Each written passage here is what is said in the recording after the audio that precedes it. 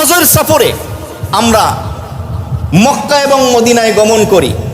মক্কা এবং মদিনা থেকে আমরা কি নিয়ে আসব?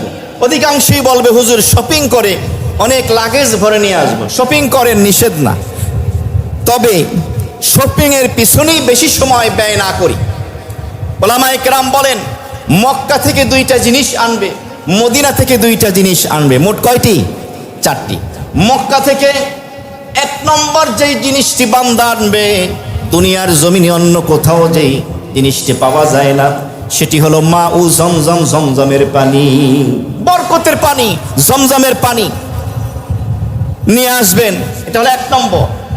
2য় নম্বর হলো বাইতুল্লাহর সামনে গিয়ে ওই কালো গ্লাফের দিকে তাকিয়ে আল্লাহ তাআলার কাছে দোয়া করবেন, আল্লাহ আমার মতো অধম গুনাহগারকে তোমার এই বাইতুল্লাহ দেখার তৌফিক দিয়েছো, তোমার নবীর জন্মভূমি পুণ্যভূমি মক্কাতুল মুকাররমে আসার সুযোগ দিয়েছো, কাবার সামনে দাঁড়ানোর তৌফিক দিয়েছো, হজ এবং উমরা করার তৌফিক দিয়েছো। মেহেরবানি করে আমার তামাম জিন্দেগির সকল গুনাহগুলি মাফ করে দাও এবং মওত পর্যন্ত আমি যেন তোমার সবগুলো হুকুম পালন করতে পারি সেই তৌফিক দান করো। আমি তোমার সাথে ওয়াদাবদ্ধ হলাম। এটা হলো 2য় জিনিস মক্কা থেকে যা নিয়ে আসবেন।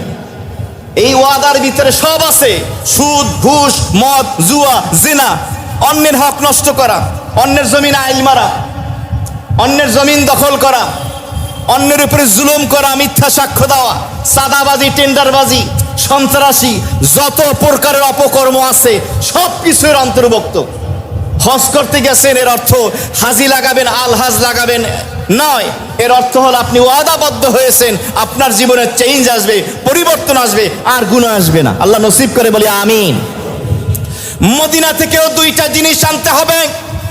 1 নম্বর জিনিস হলো মদিনার বরকতের খেজুর, আজওয়া খেজুর আনবেন, মারিয়াম খেজুর আনবেন, সুক্কারি আনবেন, নিজের জন্য, পরিবারের জন্য, বন্ধু বান্ধবের জন্য আনবেন, হাদিয়া দেবেন সামর্থ্য অনুযায়ী। আর 2য় নম্বরের যেই জিনিসটি আপনি নিজের সাথে নিয়ে আসবেন সেটি হলো মদিনাতুল মুনাওয়ারায় গিয়ে রওজায়ে আতহারে নবীর রওজার সামনে দাঁড়িয়ে বুক ভরে মোহাব্বত ভরা হৃদয় নিয়ে আপনি দুরুদ সালাম পাঠ করবেন। এরপরে রওজা থেকে বের হয়ে কিবলামুখী হবেন, রওজামুখী না, কিবলামুখী হয়ে দোয়া করবেন আল্লাহর কাছে। কার কাছে?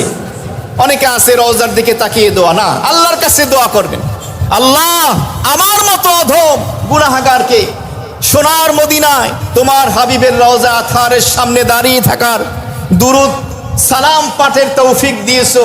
আল্লাহ মেহেরবানি করে আমার ব্যক্তি জীবন, পারিবারিক জীবন, সামাজিক জীবন, আমার অর্থনীতি, পররাষ্ট্রনীতি, রান্নাঘর থেকে নিয়ে সংসদ ভবন পর্যন্ত আমার জীবনের প্রতি ক্ষেত্রে তোমার হাবিবের সুন্নাতকে বাস্তবায়ন করার তৌফিক দান করো, আমিন। এই প্রতিজ্ঞাবদ্ধ হওয়া, আল্লাহর কাছে এই দোয়া করা। মদিনা থেকে এই 2টা জিনিস আনবো তো বলেন ইনশাআল্লাহ।